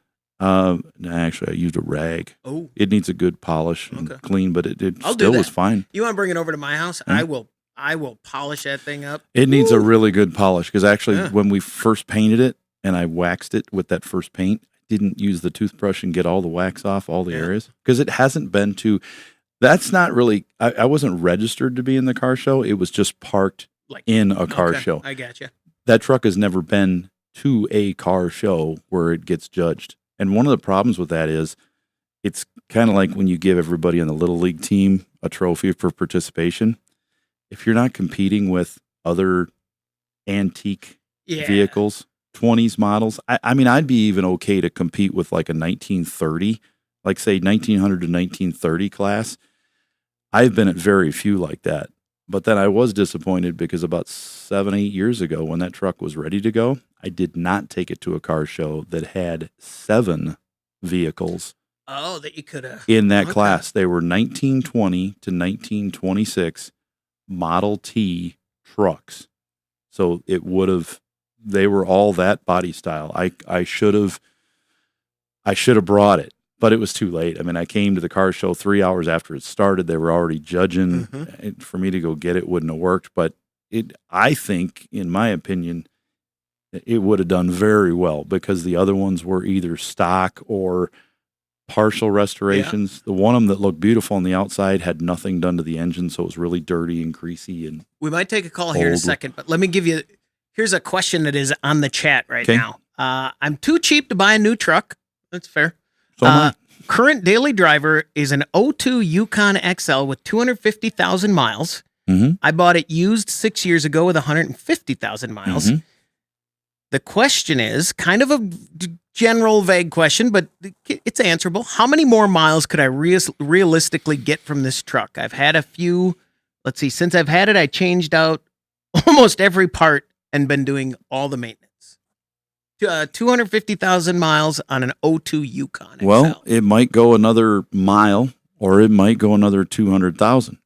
Art Nordstrom here, the owner of the main company here at Nordstrom's Auto Recycling, he had one of these Chevy. He had it was an 02 or an 03, and he bought it with 300,000 miles on it. 350, I think it was. may have been 450. I think it was closer to $500,000, and they drove it for 6, 7, 8 years until they finally took it away and said, "Dude, you're getting a different truck," and they got him another rebuild or repairable truck, but it just had so many miles, and the brakes were wearing again after we'd replaced them multiple times, and the steering was loose, and it's just not safe anymore. But it really wasn't that rusted, but it had the original engine and transmission at, let's just say, over 300,000 miles. In this, I mean, if you keep taking care of it, it could go a long time, but at that age and mileage, it could. I've got a Tahoe with 250,000 plus on it right now. That's an 04, and the only reason I'm thinking about getting rid of it right now is because I should have put NHOU oil undercoating on it when I got it. I did not, and it was getting to the point where it was already slightly rusting. Yeah. Now it's rusted so bad it's just not safe. I just had to replace every brake line on it because they blew out, and it was not safe. And when I did it, I noticed some of the body mounts were rusted through. Mm-hmm. Well, my brother had a truck that he got cheap, used, a lot of miles. He drove it forever, and the only reason he stopped driving it was because he came out one day and it was the frame. It had broken. Yeah. It had just clunk right in the middle. It had just sat down, and that was it for that one. Yeah, that's not safe. Oh, this got a cool call coming up. I want to talk to this guy. Let's go to Tennessee and talk to RJ. RJ, you're on the Under the Hood show. What can we do for you? Hey, guys. I don't know if I know you don't remember, but about a year or two, I talked to you guys about putting a swap LS engine in a 02 Blazer Extreme. We talked about putting the Corvette fans in it and fuel and all that. Yep. But anyway, the problem I'm having, it's throwing a limp code, that there's two codes, a P0120, I believe it is, and a P2135 code. You got electric throttle on it? Yeah, and I put a new throttle body on it, and went through the whole harness, and went, from connector to connector, new line, new connectors, new wires, new everything. And also the wiring from the pedal. Yep. It's to the TAC module. Wire. Yeah. And so, I've done everything I thought I could do, but here's the problem. It just does this at startup. I mean, it'll start up and go immediately into limp mode. I mean, at startup. Well, I can drive it all day long, no problem. I mean, up and down the highway, I've put 6,000 miles on it, and it just does this at intermittent and, at startup. I can turn it off, of course, and wait, 10 seconds or so, start it back up, and I can drive it. It'll still have the light on. It'll still show the code when I scan it, but and I can clear that code. But it does it on cold startups. Okay, so here's the other thing. If I drive this, say, to work, which is, 10 miles or 10 minutes, at the most, I can start it back up immediately and it'll not go into code. But on a cold startup in the morning, now that we're cold, we're 90 degrees out, but it's cold startup, it'll go in the code. And for life, man, I can't figure it out. It can't be in the wiring. It could be a TAC module, I guess, or even PCM. I don't know.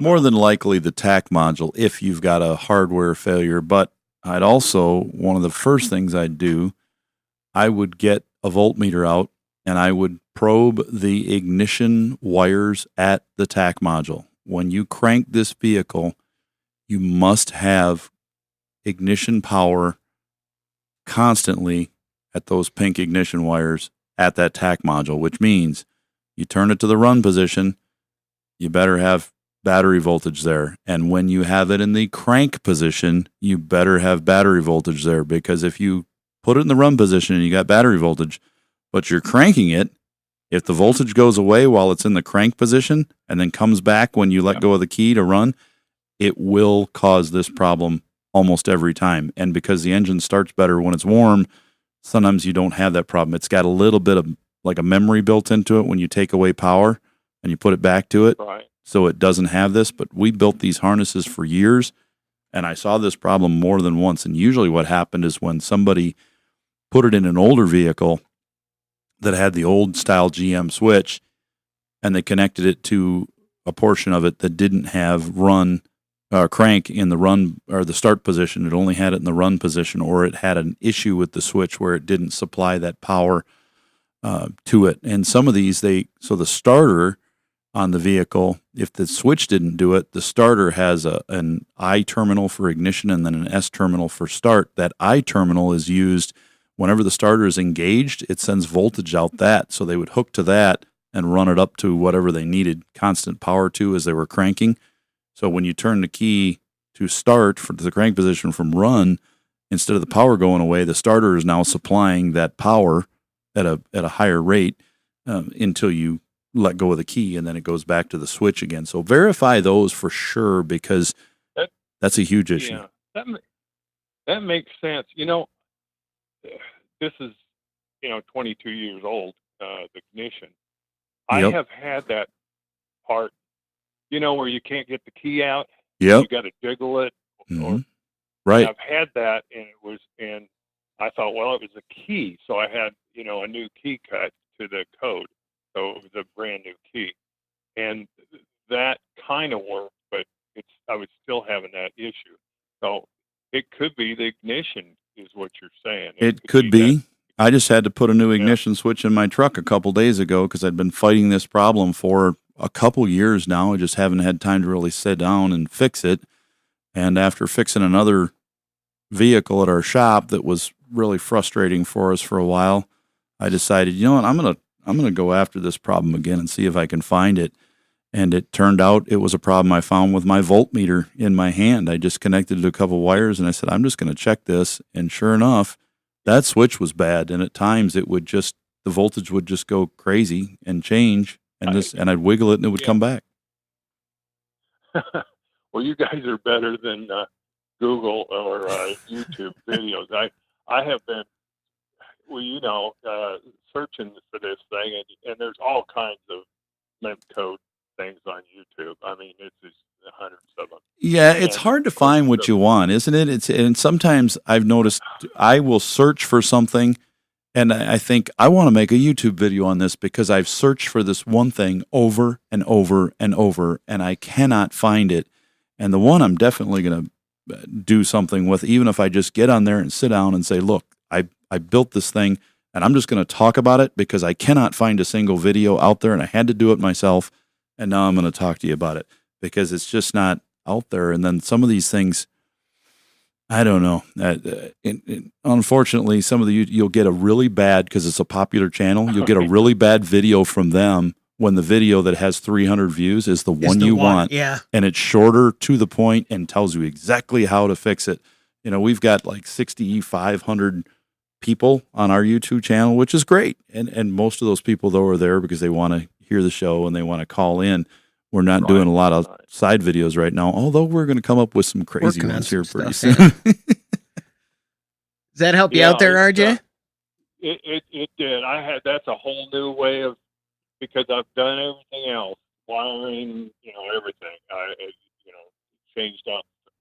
Just start throwing parts at it, and that's not going to do it. So almost every one of them say just change out the throttle body and you'll be fine. Or to drill out the thing and put a new throttle body position sender in. But nothing like this. So thank you guys. Thanks very much for the call, RJ. Good luck. That is to get it nailed down would be, that's a bummer when it's like that. Mm-hmm. RJ, thanks very much for the call. All right, I think that'll do it for the after show. Anything else? No. All right. That's it then. Okay. Thanks, everybody. Subscribe, like this video, hit subscribe, and I'd say hit the bell, but who wants notifications? You don't. Nobody need to, wants just notifications. to like and subscribe. Thanks, everybody.